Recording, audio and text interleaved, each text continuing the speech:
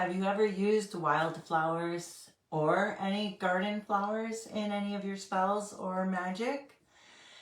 So I'm Michelle Wildflower, and this evening on the Wildflower Woo Woo Show, we're going to be discussing flower magic and ways that we can incorporate their properties into our spells.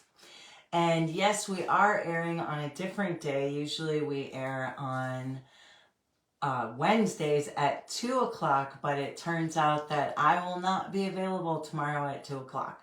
So we're streaming a little earlier this evening than our usual time, but we figure better early than not at all, right? So thank you for your patience and working with us.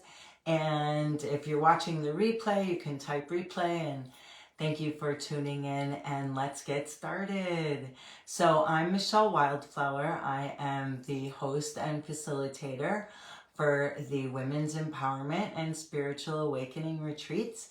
We host those twice a year, once in the spring and once in the fall. The last one we just had was the Mother-Daughter Retreat, and it was a lot of fun. So this evening, like I said, we're going to be talking about flower magic. And one of the things that I wanted to touch upon is the differences between wildflowers and cultivars, or cultivated plants, or garden plants that you're growing. So plants that are wildflowers, that are naturally growing on their own as wildflowers, are a little more potent, let's say. So they have a little more curative properties. You know, if you were using them for medicine, they have a little bit more medicinal properties. And if you're using them for magic, they have a little bit more potency to them. So if you were looking to use some flowers in your magic, then you would want to maybe see if the flowers that are growing closest to you are ones that you could incorporate in your spell.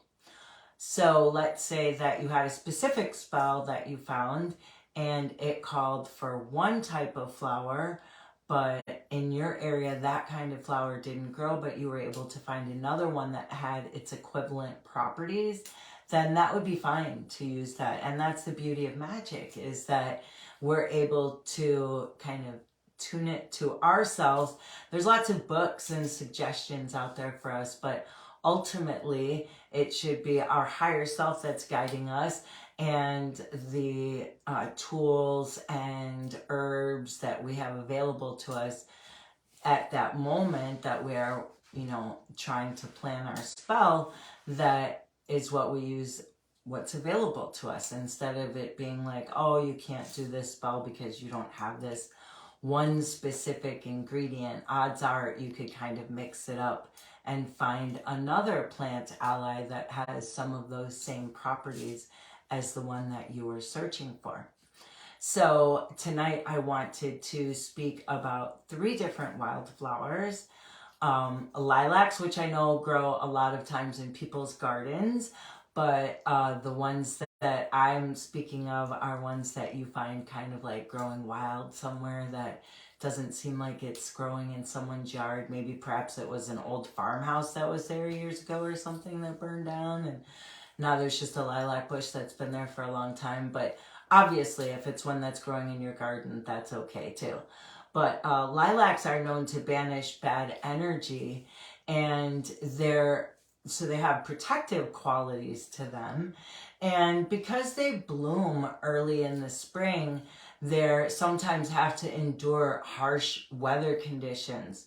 So they're a good ally to add to your magical endeavors. That is kind of something to give you strength, or guide you through a difficult time. Just kind of having it there, its presence, to remind you that you're stronger than you know, and that you can endure more than you think. So that's one.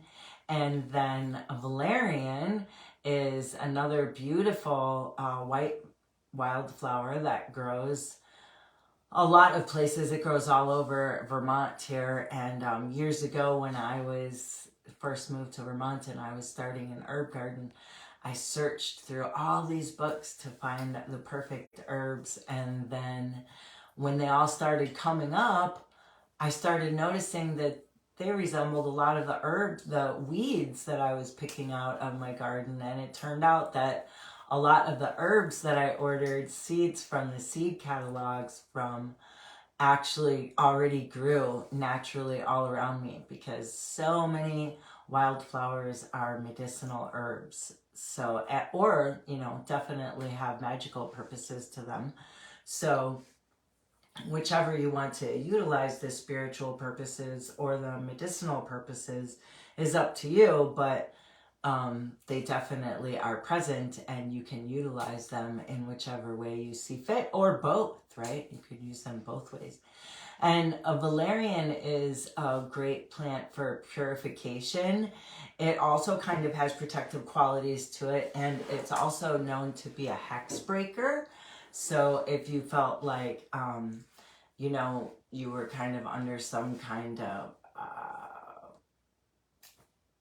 conflict that was coming up that you knew about, you could utilize valerian magic to help ground you and bring a state of happiness.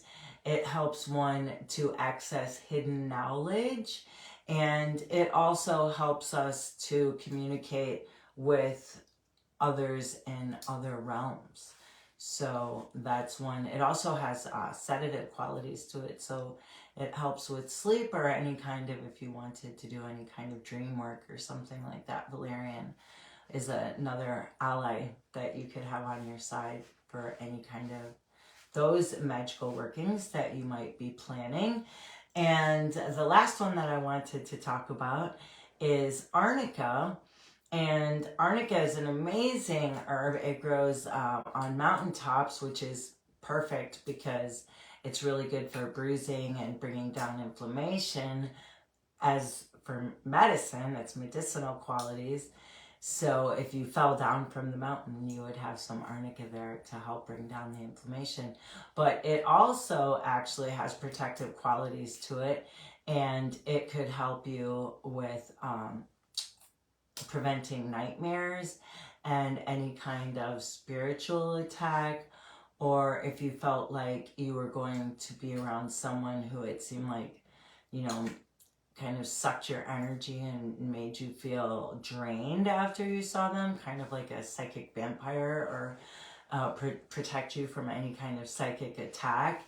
It provides inner strength, and it's also a great plant ally to use as an offering to any kind of deities or your guides or the fae. And it's so it has so many purposes that it penetrates through energetically, not just the physical realm, but also the spiritual realm. And there's different ways that we can use these herbs, either using them as the barrier to create your sacred circle, or you could dry them either on a screen, or you could hang them up and let them dry in a place that isn't going to have too much dust or traffic going through, or like a wood stove or anything that might cause a lot of dust. Put them in a place where dust free. And or screen drying always works great too. You could also dry it in a book, like if it was a magical book, that might be even cooler. So you could dry it, and then when you need that plant for that specific spell that you were thinking of using it for, you would already have it dried and ready for you.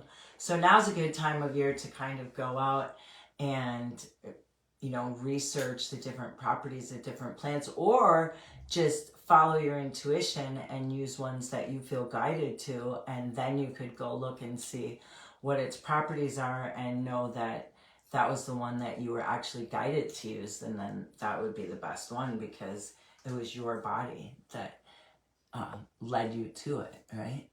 And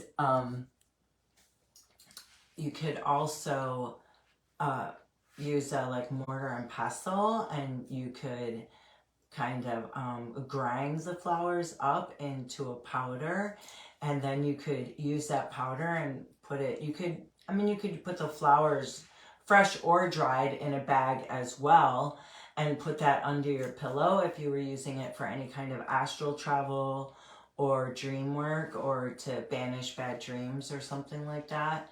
You could also use it in a spell bottle. So just get a little bottle and then layer your herbs on top of it. You could also use gemstones. That's really pretty. And another, using crystal allies as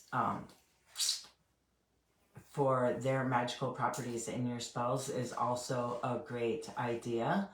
And you could use the powder in a bath.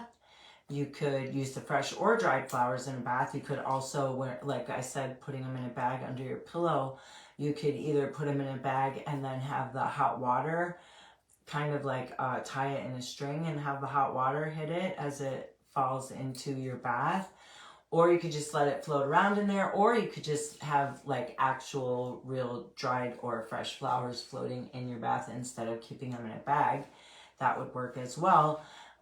You could also put fresh flowers in a jar or dried, and then add water on top of it and use that as a spritzer. That's probably lasts for about a week or something like that. And you could use it to spritz your sacred circle, or use it as a protective spray, or like we said, if you knew that you were coming into a situation where there might be conflict, you could spray it on yourself just to kind of give you a little more barrier around you. You could also use them in a crystal grid. So a lot of times before I make a crystal grid, I like to meditate and see which plant allies would be beneficial for me to utilize in my spell and which crystals. So you could just meditate, take it down for a notch, and then you could ask your higher self or your guides or the plants, the plant kingdom, to connect with you and guide you on which ones would be the best ones for you at that moment. Or like we said, the spell bottles. And I like to make a circle and call in the elements and meditate, and then you make the crystal grid and then add the herbs after I've gotten all of the crystals into place, and then you can kind of pick where you'd like to put them, whether you put them on like the four corners for each of the elements or for the directions. You can just kind of, or maybe you like actually sprinkle it all around the whole circle. It's up to you, and you should always do what you feel guided to do, because that's going to be the best outcome for your spell, is if it came from within you as opposed to what someone else said, because our magic needs to originate from within us. It's always good.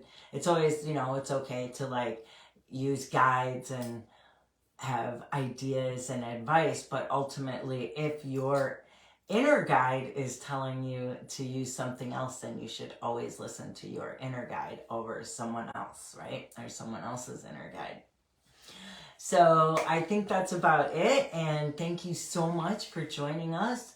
Like we said, a little early, a day early on the Wildflower Woo Woo show, but better early than not at all. So we'll share this tomorrow on our story at 2 o'clock, so that if you missed it this evening, it'll just be a little reminder that it's available and you can come watch it. You can share with a friend if you know someone who is interested in utilizing flower magic that could use some of these ideas.